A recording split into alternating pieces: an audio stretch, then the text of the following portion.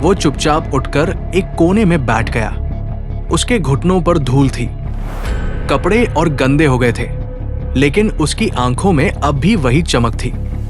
वो भीतर ही भीतर तय कर चुका था कि वो हार नहीं मानेगा, क्योंकि उसके लिए ये सिर्फ एक मशीन नहीं थी, ये उसकी मां की दवा थी, ये उसके नाना की इज्जत थी और शायद उसकी अपनी पहचान भी।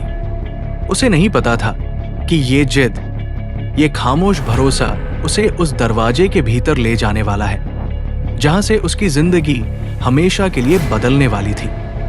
उस दिन दोपहर के बाद का समय था। सूरज ऊपर था, लेकिन आर्यावर्त रोबोटिक्स के भीतर अंधेरा और भारीपन पसरा हुआ था।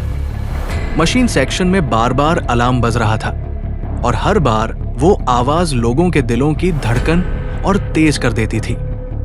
इंजीनियरों के चेहरे थके हुए थे, आंखों में नींद नहीं बल्कि डर था। डर इस बात का कि अगर आज भी कुछ नहीं हुआ तो कल क्या होगा, ये कोई नहीं जानता था। आरव बाहर फुटपाथ पर बैठा सब देख रहा था। अब वो जूते पॉलिश कम कर रहा था और कंपनी की तरफ ज्यादा देख रहा था। उसे ऐसा लग रहा था जैसे मशीन उसे बुला रही हो। हर बार जब लाल लाइट चमकती उसके भीतर कुछ चुभता। वो खुद से कहता कि ये मशीन खराब नहीं है, इसे जानबूझकर रोका गया है, ये कोई हादसा नहीं है। लेकिन उसकी ये समझ, उसकी ये आवाज बाहर की दुनिया तक पहुंच ही नहीं पा रही थी। अचानक मशीन सेक्शन से तेज सायरन की आवाज आई। स्क्रीन पर सिस्टम क्रिटिकल एरर लिखा चमक उठा। कुछ इंजीनियर घबराकर बाहर की ओर दौड़े। गार्ड सतर्क हो गए। माहौल और ज्यादा तनावपूर्ण हो गया। आरव भी डर गया, लेकिन उसकी नजरें मशीन के कंट्रोल रूम पर टिक गई। उसे साफ दिख रहा था कि लोग फिर वही कर रहे हैं जो पिछले 10 दिनों से कर रहे थे।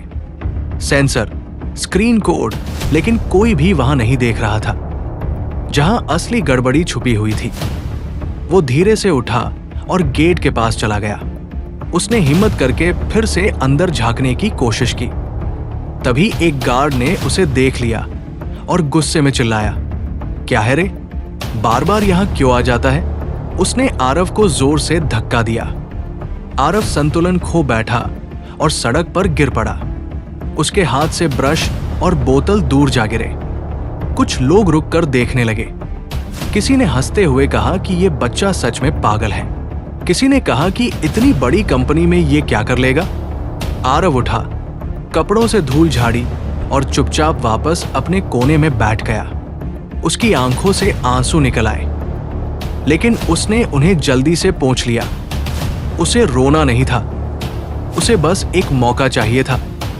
वो जानता था कि अगर वो अंदर गया और सही जगह दिखा दी तो सब बदल सकता है। लेकिन वो ये भी जानता था कि उसकी शक्ल, उसके कपड़े और उसका पेशा उसके सबसे बड़े दुश्मन हैं। शाम ढलने लगी थी। वेदांत मल्होत्रा थके हुए कदमों से बाहर आए। सिर भारी था, आंखें जल रही थी। 10 दिनों की नींद एक साथ उतर आई थी।